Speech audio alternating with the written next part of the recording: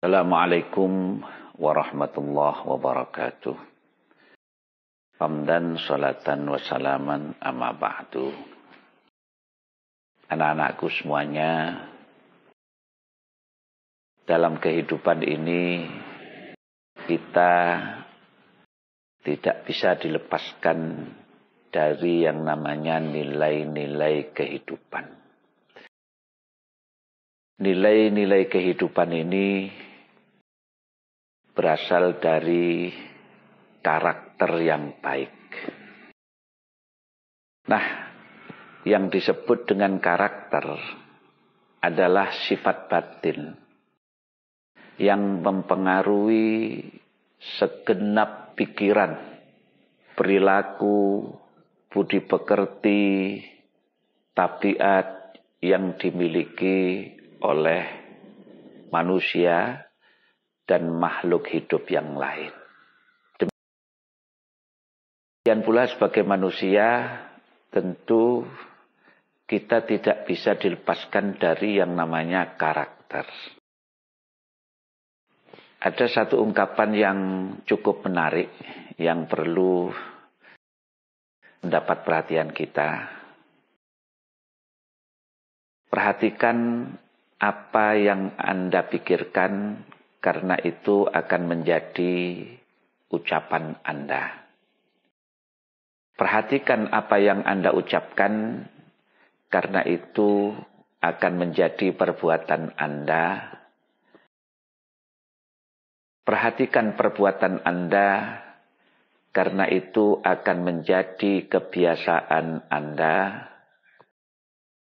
Perhatikan kebiasaan Anda, karena itu akan menjadi karakter Anda. Dan perhatikan karakter Anda, karena itu akan menjadi nasib Anda.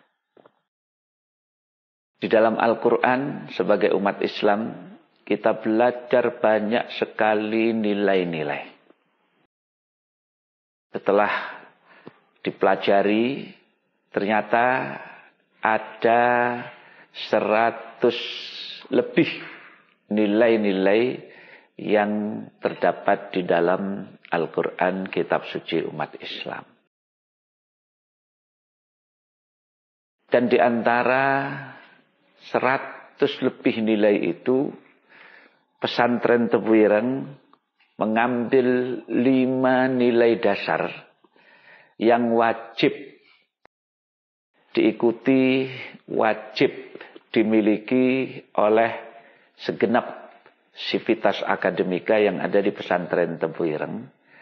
Mulai dari kiai, para asatidz, para santri, karyawan, guru, dan semuanya. 5 nilai dasar yang wajib tersebut, yang pertama adalah ikhlas. Yang dimaksud dengan ikhlas itu apa? Ikhlas ini adalah mengerjakan sesuatu tanpa pamrih. Selama ini di kalangan pesantren, ikhlas ini didefinisikan sebagai melakukan sesuatu karena Allah. Tentu ikhlas ini letaknya ada di dalam hati. Karena semua karakter itu berasal dari hati. Sehingga tidak ada satupun orang yang tahu apakah seseorang itu memiliki hati yang ikhlas atau yang tidak. Yang tahu apakah seseorang ikhlas atau tidak itu adalah dirinya sendiri dan Allah Subhanahu wa ta'ala. Contoh di antara perbuatan yang menunjukkan keikhlasan, kalau bagi santri misalnya, ketika mendengar suara adzan, maka tanpa diperintah oleh siapapun, santri tersebut segera berdiri menghentikan aktivitasnya, kemudian mengambil air wudhu dan siap-siap mengikuti sholat berjamaah. Jadi kita tidak tahu hati seseorang itu ikhlas atau tidak, tapi kita bisa melihat apa yang tampak. Termasuk di antara ikhlas itu adalah kita melakukan sesuatu walaupun itu sebenarnya bukan tanggung jawab kita. Contoh, ketika kita sedang berjalan, kemudian kita melihat ada sampah yang mungkin tercecer. Banyak orang yang mungkin merasa ini bukan urusan saya. Tetapi bagi seseorang yang ikhlas, maka dengan segera begitu melihat sesuatu yang tidak pada tempatnya, dia ambil, dia pungut sampah itu, kemudian dia buang di tempatnya. Ini juga merupakan salah satu bentuk keikhlasan. Dan ikhlas ini menjadi sifat dasar. Kalau baginda Nabi di hadis Arba'in An-Nawawi, hadis pertama, beliau bersabda, innamal a'malu binniyat. Sesungguhnya sahnya satu amal itu karena niatnya. Maka ikhlas ini menjadi pokok dari segala amal perbuatan manusia. Karena dari keikhlasan ini nanti akan melahirkan sifat-sifat, melahirkan nilai-nilai yang lain, yang tentu ketika seseorang ini sudah mempunyai keikhlasan, maka lahirlah kejujuran, lahirlah tanggung jawab, lahirlah toleran, lahirlah sabar, lahirlah adil, lahir sifat-sifat yang lain, dermawan dan sebagainya.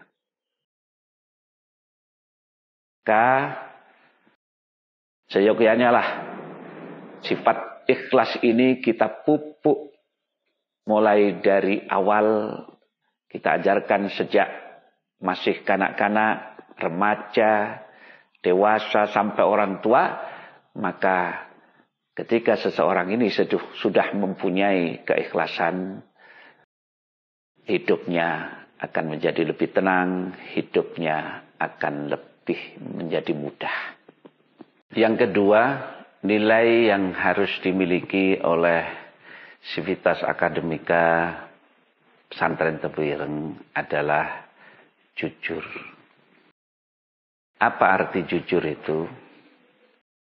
Jujur itu artinya adalah sinkronnya, bersatunya apa yang ada di pikiran, apa yang ada di dalam ucapan, apa yang ada di dalam perbuatan, dan apa yang ada di dalam hati. Ketika hatinya berkata putih, maka yang kita ucapkan, yang kita perbuat pun putih.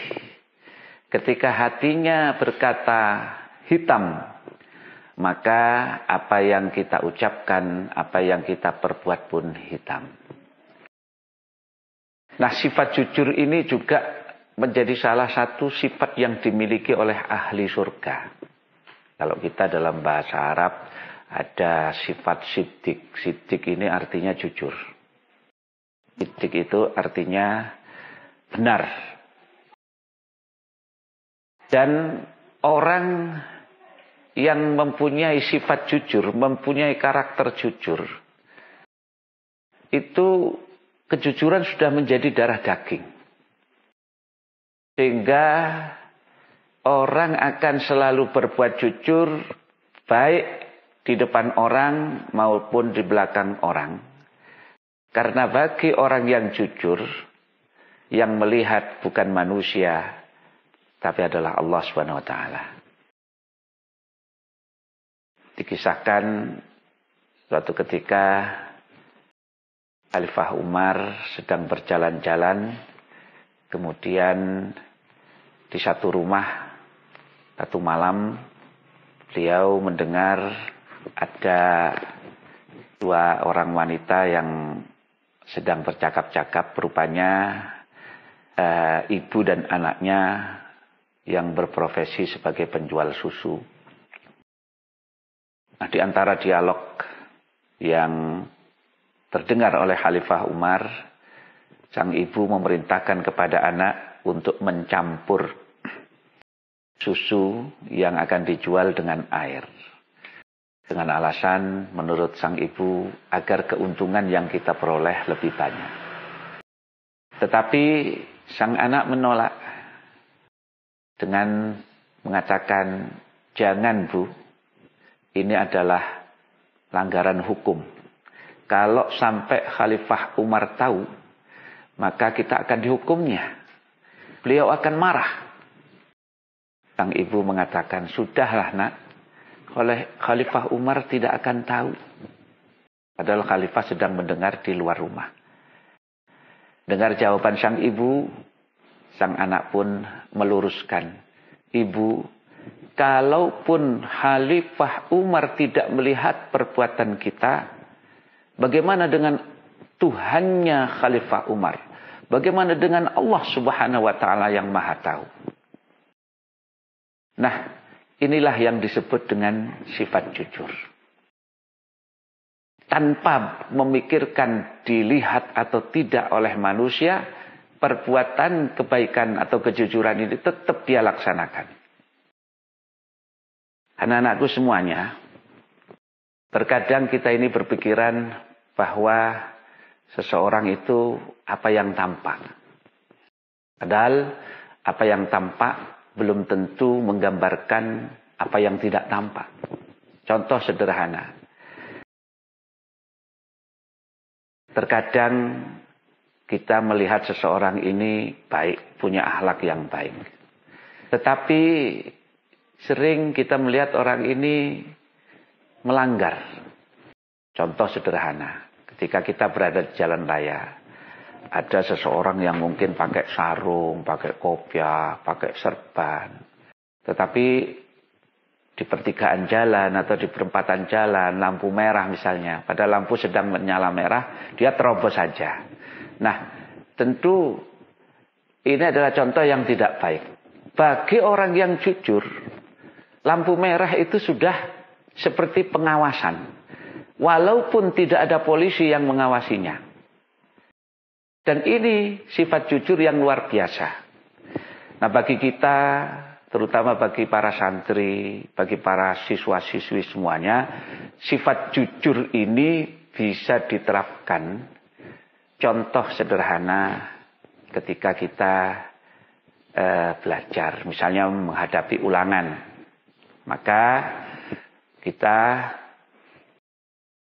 merasa bukan hanya diawasi oleh guru, tapi juga kita merasa diawasi oleh Allah Subhanahu wa Ta'ala, sehingga kita berusaha ketika mengerjakan ulangan itu, kita kerjakan sesuai dengan kemampuan kita. Kita tidak mencontek, kita tidak ngerpek, tidak toleh sana, tidak toleh sini. Karena apa? Karena kejujuran itu sudah menjadi sifat kita, sudah menjadi tabiat kita, sudah menjadi karakter kita. Juga misalnya ketika kita sedang makan di warung. Kita makan, apakah itu makan gorengan, makan kerupuk. Nah, jadi jangan sampai kita ini misalnya makan gorengan 5, tapi ketika membayar kita hanya mengatakan 3. Makan kerupuk 10, kita mengucapkannya 5. Nah, ini adalah satu sifat yang tidak baik. Bukan sifat yang jujur. Nah, jadi ini penting bagi kita semuanya. Kenapa?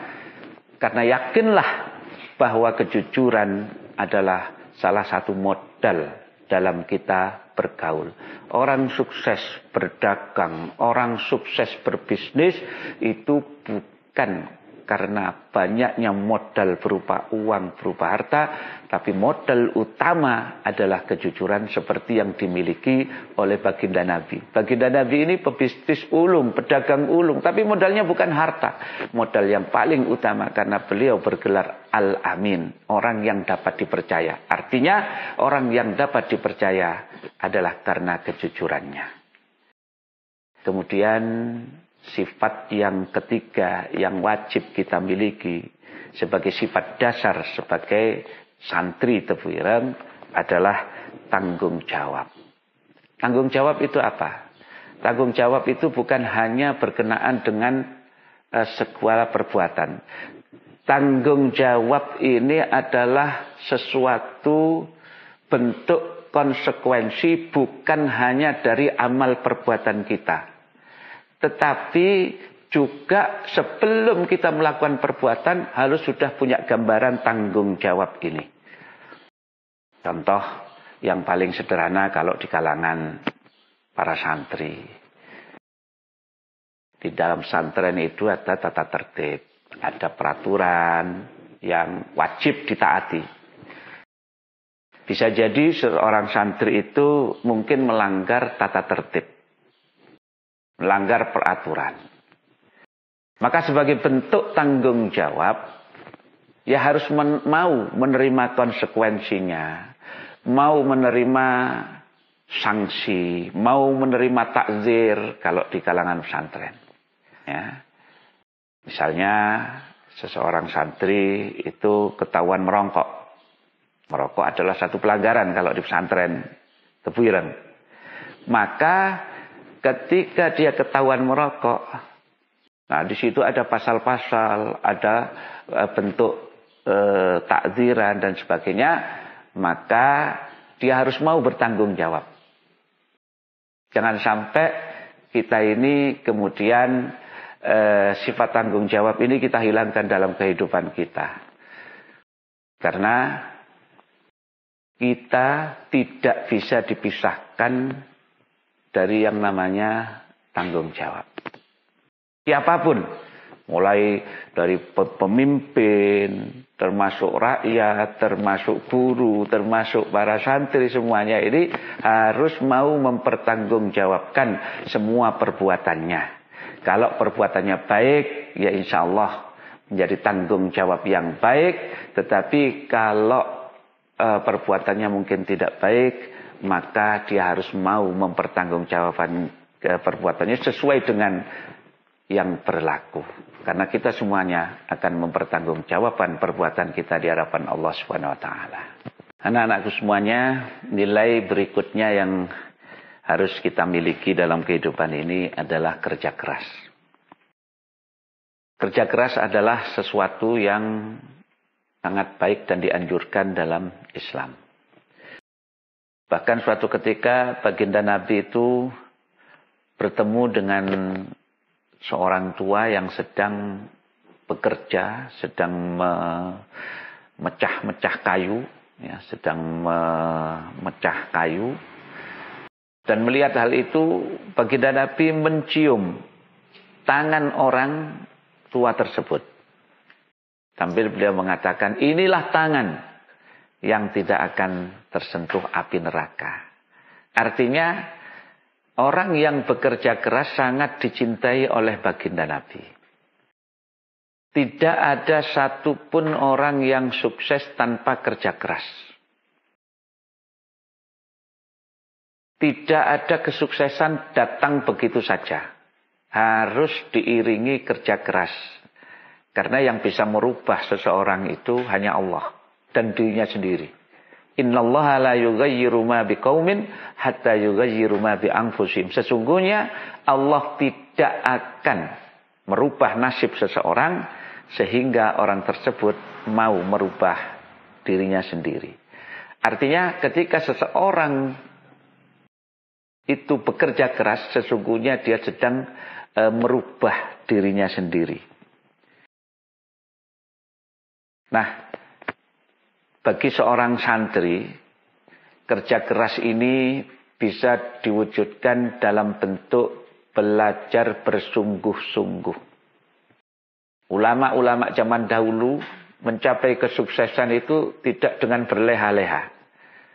Beliau puluhan tahun belajar, mondok, mengaji, bangun malam, puasa, baik yang wajib maupun yang sunnah. Dan barangkali ini bisa dicontoh. Kalaupun mungkin kita tidak bisa seperti ulama-ulama zaman dulu, paling tidak belajar bersungguh-sungguh. Juga rajin bangun malam, rajin berpuasa Senin Kemis misalnya bagi para santri. Insya Allah ini sudah salah satu bentuk kerja keras. Jadi kerja keras itu bukan hanya kerja dalam arti mencari kehidupan, tetapi belajar bersungguh-sungguh itu juga bentuk daripada kerja keras.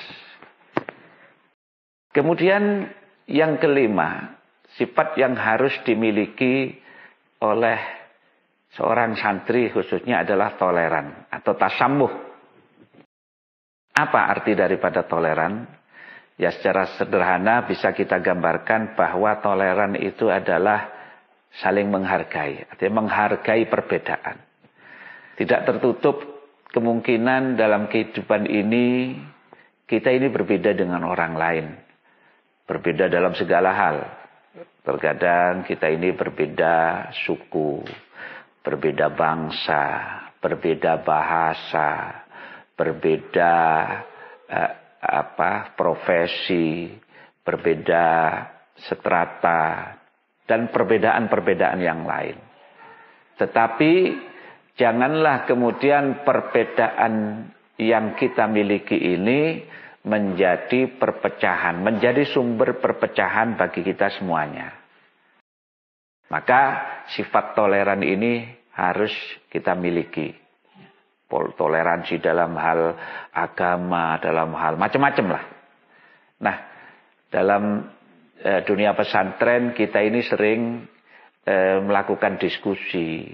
Tidak tertutup kemungkinan dalam diskusi kita ini sering berbeda pendapat dengan teman kita. Kita sering berbeda pendapat dengan orang lain. Tetapi jangan kemudian perbedaan ini sampai menyebabkan perpecahan, putusnya persaudaraan. Kita bisa saling menghargai. Sebab dalam sebuah diskusi itu bukan untuk mencari menang kalah. Ya. Bukan untuk mencari siapa yang benar. Satu permasalahan sesuai dengan tempatnya. Kalaupun mungkin orang lain yang mungkin berbeda dengan kita bisa menghargai kita, demikian pula sebaliknya kita juga bisa menghargai pendapat orang lain. Ini contoh menerapkan sifat atau nilai toleran dalam kehidupan kita sehari-hari. 5 sifat dasar ini yaitu ikhlas, jujur, tanggung jawab, kerja keras, dan toleransi. Kalau kita mampu menerapkan kelima ini dalam kehidupan sehari-hari, walaupun kita tidak mampu menerapkan nilai yang lain 100 lebih, insya Allah 5 nilai ini sudah cukup mengantarkan kita menjadi orang yang hebat. Perlu kita ketahui bahwa ke depan bukan hanya ilmu pengetahuan yang menentukan, tetapi yang menentukan kehidupan kita adalah nilai-nilai yang kita miliki, karakter yang kita miliki. Satu contoh sebagai penutup dari materi ini, suatu ketika sebuah perusahaan membuka lowongan pekerjaan. Maka kebetulan perusahaan ini perusahaan yang terkenal.